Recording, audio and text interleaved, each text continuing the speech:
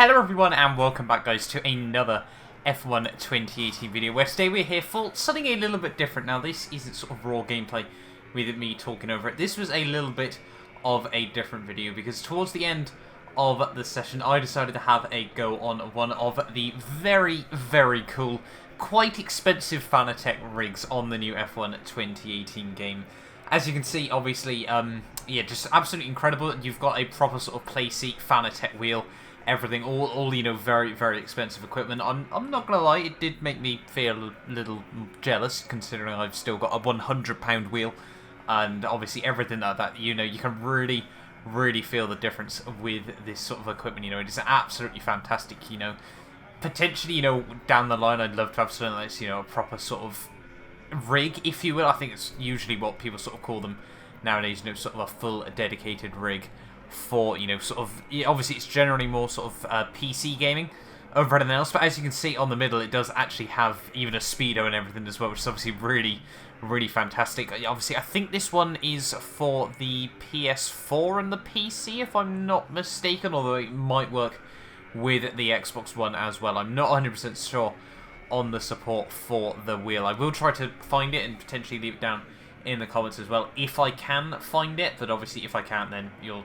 obviously, if you go down and have a look in the comments as well, then well, you'll find out that way nonetheless. But yeah, this was quite a cool sort of mini experience of halfway through overall during the session. Obviously for most of it we were pretty much just recording raw gameplay, you know, really trying to make sure we got as much sort of in-game footage as we possibly can. But, you know, once it started to quiet down, you know, quite a few people had already left. You know, we'd pretty much got to the end of our session. You know, we thought, well, have a quick go on, you know, on this rig, you know, see what it's like, see how it stacks up to, you know, what we've got at home, because this was fortunately filmed by my good buddy Isaac as well, who works over at Veloce, which I'm sure a lot of you will have probably heard of by now. But yeah, I think, obviously, first of all, you know, a huge, huge thank you to him as well.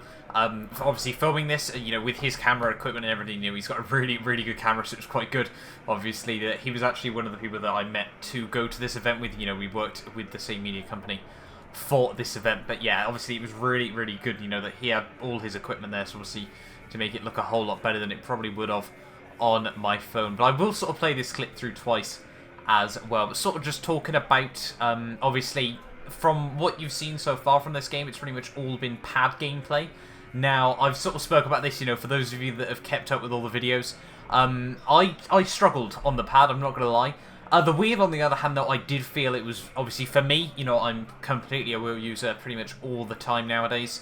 The only game I really play on a controller that is not... the only game I really play on a controller that is driving is probably Forza. And that's because, obviously, on Forza it is very much a pad-orientated game. So, for me, obviously, being able to use the Wii, you know, sort of prove that, well, although I haven't been playing too much F1 in the build-up to this, you know, that I still actually had some element of skill on this game, well, on these games as well, obviously, on the wheel. And obviously it was really, really enjoyable, you know, after spinning around in circles for a couple of hours on the controller, to get back on to something that didn't feel so alien to me, and really, really enjoyed overall driving on the wheel. You know, fantastic build quality, you know, Fanatec's, albeit you do certainly pay a hefty price, but for what you get, it is absolutely incredible, and it does really, you know, make me consider saving up for a while and trying to get a, you know, much better wheel. Because, well, after speaking to people recently, you know, a lot of people are saying, you know, the upgrade is probably worth it nowadays. Obviously, as I said, I still run a Thrustmaster TMX, which is pretty much the cheapest wheel on the market. Both myself and Isaac actually both run Thrustmaster TMXs, so obviously, you know, we've pretty much got the same setup, so obviously we both had a go on this. It is quite incredible, obviously, the difference between the pair of them. You know, from something like this, you know, you get so much, you know, sort of sense of feeling with the car. And obviously, as much as I'm used to my Thrustmaster TMX, it certainly is quite strange when you suddenly realise how much information you're really missing out on, you know, with the wheel weight, with the force feedback, obviously such a more sophisticated system on the whole as well, which, you know, is really, really good to see. As well as sort of another little funny thing as well, I was actually featured on the Formula 1 Games Instagram story as well. I'll sort of leave that clip right at the very end of this video. That was quite funny as well, you know, obviously. To be honest, I honestly didn't even realise it was happening when it did. I honestly was so concentrated on trying to make sure that I wasn't spinning around in circles and things, you know, trying to get a feel for this game on the wheel. You know, I seriously didn't even realise that Jenny was actually filming me, which was quite funny on the whole. She was talking about how I obviously knew there was going to be pressure on me, but genuinely I wasn't actually fully aware of it at the time, which was quite funny. Isaac actually told me afterwards, and then I found it online on the train home, which was obviously quite funny as well. But yeah, this game, obviously, I will try to make sure that I bring a pad versus wheel comparison like I did last year. That video last year did so well. You know, I can't thank everyone enough for the support. You know, by far and away, my most viewed video, I think it's got nearly 350,000 views now, which to me is absolutely mind-boggling on the whole. So obviously I can't thank you guys enough for the support on that one. And as I said, I'll try and make sure for F1 2018 I bring out another video on that as well, because, you know, it is quite important for a lot of people. You know, I do know a lot of people, you know, they'll buy sort of, you know, they'll buy equipment if they want sort of a more immersive experience on the whole, which personally I'd always say if you can afford one, I'd highly recommend getting a wheel. They are so much more enjoyable for these sorts of things over a controller. But on the other hand, I understand that, you know, not everyone has the space, not everyone has obviously all the, you know, the space, the money, the equipment or anything like that, which, you know, it's sort of, it's always nice the fact that generally the pad and the wheel as well on the Codemasters F1 games especially are actually very well balanced on the whole, which is always really good to see as well. You know, it means that everyone, you know, it's not pay to win or anything like that, so obviously it really does help out. Obviously there's sometimes a little bit of controversy between people sort of talking about the pad having, you know, better traction feel and things, but honestly I think there's an element of that depends on your equipment as well on the whole. But yeah, very enjoyable on the whole. You obviously be able to get back on the wheel. You know, it was the brake pedal though.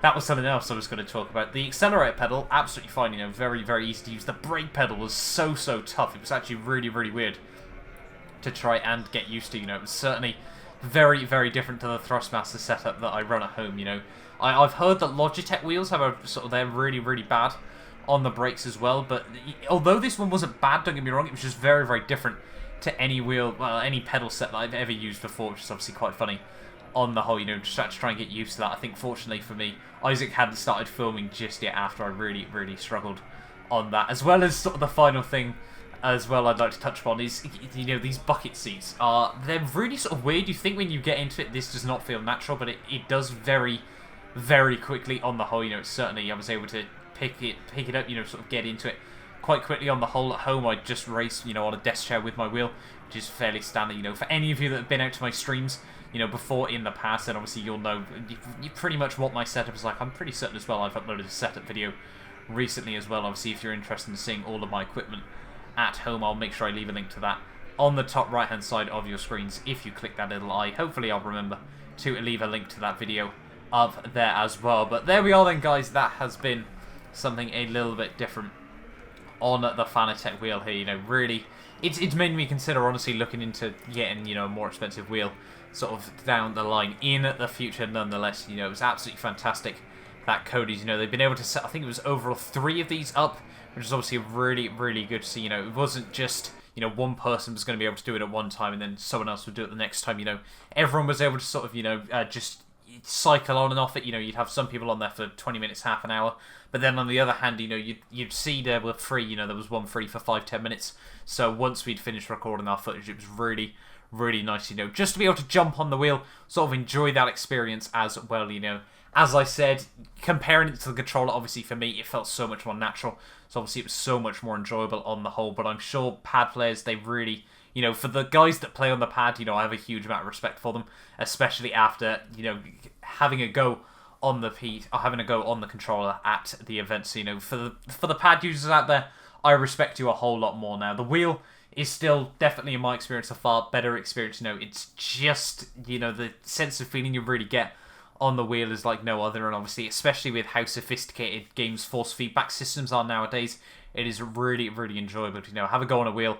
And it's just better, in my opinion, on the whole. But hopefully, you know, you guys have enjoyed this video. Thank you so much for the support over the last few weeks. Make sure you do like and subscribe for more F1 2018 content as well coming onto the channel over the next few days. But I will leave you on just on board then with this quick little Instagram clip. And it's been great fun. We've got Matt Beard, who some of you may know, currently